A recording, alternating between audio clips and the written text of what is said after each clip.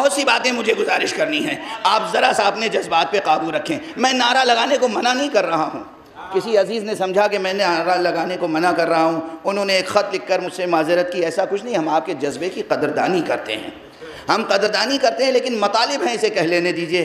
اور اس کے بعد یا علی کہنے کے لیے کوئی وقت مقرر ہے؟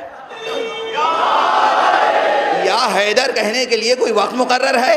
اٹھتے بیٹھتے کہیے، سوتے جاگتے کہیے، کہتے رہیے۔ یہاں سے علی کا نام یاد کر کے جائیے اور پھر ہر سانس کے ساتھ یا علی کہیے۔ جتنی بار یا علی کہیے گا خدا سے نزدیک ہوتے چلے جائیے۔ سنیے، جناب امیر المومنین نے سلونی بھی کہا ہے، ایک بار نہیں۔ اس فقیر کے استاد مرحوم حضرت علامہ آیت اللہ عارف باللہ، آیت اللہ علامہ سید محمد حسین حسینی تہرانی، جو اپنے وقت میں علم عرفان کے قطب تھے، کوئی ان کا ثانی نہیں تھا، مشہد مقدس میں آخری عمر میں انہوں نے قیام فرمایا، اور جو خلیفہ اور جانشین تھے کس کے؟ علامہ آیت اللہ سید محمد حسین طباطبائی صاحب تفسیر المیزان کے۔ انہوں نے اس فقیر کو یہ بتایا کہ تمہیں معلوم ہے، اس کے بعد ظاہر ہے طالب علموں کا کام کیا ہوتا ہے، استاد ایک کیپشن دے دیتا ہے، محنت کرنا آپ کا کام ہے، کہا جاؤ ڈھونڈو، اور میں نے بہرحال جستجو کی، کہا ایک مرتبہ نہیں حضرت علی نے سلونی کہا ہے، اور ایک موقع پہ نہیں کہا ہے، 7 مرتبہ مدینے میں کہا سلونی بعد پیغمبر، اور 7 مرتبہ کوفے میں اور دوسرے مقامات پہ کہا سلونی، لیکن جتنی بار سلونی کہا بعد پیغمبر، اسے کہتے ہیں حفظ مراتب، اسے کہتے ہیں حفظ مراتب۔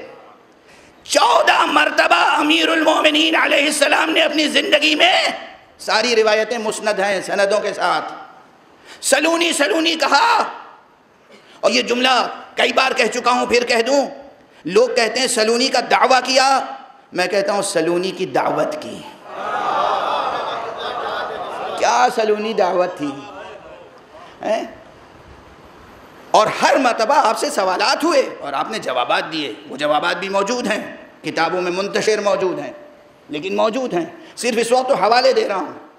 جو شان رسول کی تھی علم میں اور ہدایت میں، منصب الگ ہے، سرکار رسالت میں آپ محمد مصطفیٰ صلی اللہ علیہ وآلہ وسلم کے بعد کوئی نبی نہ ہوا ہے نہ ہوگا، کوئی رسول نہ ہوا ہے نہ ہوگا، کوئی حضرت علی کو پروفٹ نہ کہے، کوئی امام حسین کو پروفٹ نہ کہے، یہ وصی رسول تھے، رسول نہیں تھے، یہ جانشین نبی تھے، نبی نہیں تھے۔ امام حسین جان و دل پیغمبر تھے، اور صبت پیغمبر تھے، صبت نبی تھے، نواسے تھے، فرزند تھے، خود نبی نہیں تھے۔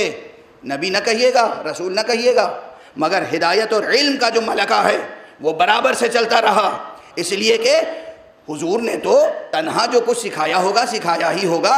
ابھی روایت سنا چکا ہوں کہ منبر پر سب کو بتایا، سب نے نہیں یاد رکھا، وہ ان کی کمزوری، علی نے یاد رکھا، یہ علی کی فضیلت۔ اور پھر علی کو اس کے علاوہ کس کس طرح سے علم عطا کیا، وہی روایتوں میں سے جو سلونی کی روایتوں میں ہیں۔ ایک مقام پر حضرت علی نے خود فرمایا، سلونی سلونی قبل ان تفقدونی ھذا لعاب رسول اللہ۔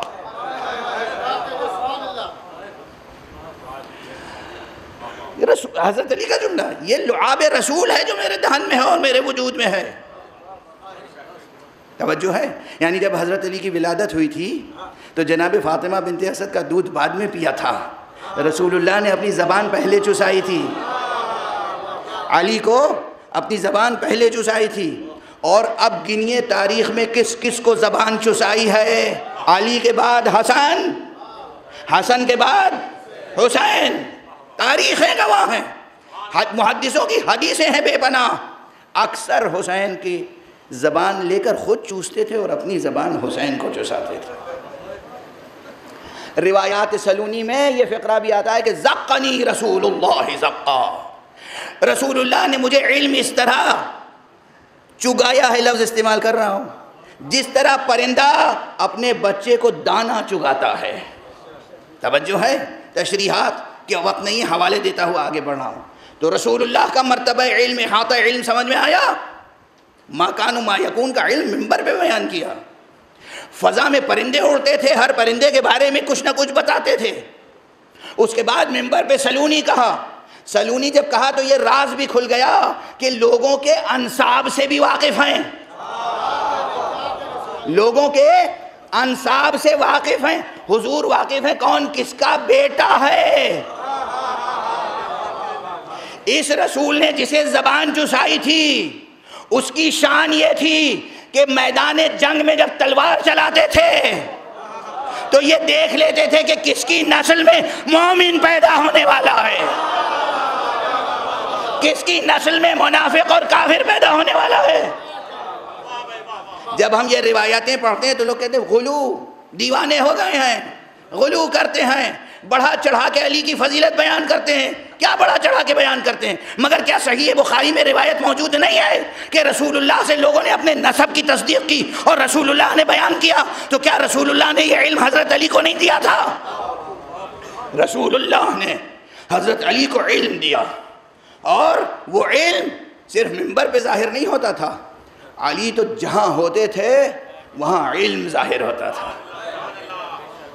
علی علیہ السلام کے چاہنے والوں نے جو آپ کی تعریف کی ہے اس میں ایک فقرہ یہ بھی ہے, یتفجر العلم من جوانبہ وتنطق الحکمت فی نواحی من نواحی.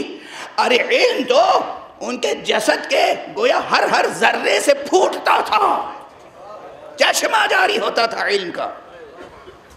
یعنی مجھے کہنے دیجئے, علی کی زبان جب گویا ہوتی تھی تب بھی علم ظاہر ہوتا تھا, علی کی آنکھوں سے بھی علم ظاہر ہوتا تھا, علی کے انداز سے بھی علم ظاہر ہوتا تھا, علی کی رفتار سے بھی علم ظاہر ہوتا تھا. علی کا سایہ کہیں پڑ جائے تو وہاں بھی علم کی چھوٹ پڑ جاتی تھی. کیسے بد نصیب تھے وہ جن پہ علی کا سایہ بھی نہ پڑ سکا. جناب امیر المومنین کہ علم کا اندازہ اس سے دیکھیے کہ وہ در ہیں کس شہر کے, جو یہاں تک آیا علم وہی حسن تک گیا, وہی حسین تک گیا. اب بس مختصر سی باتیں عرض کر دوں کچھ.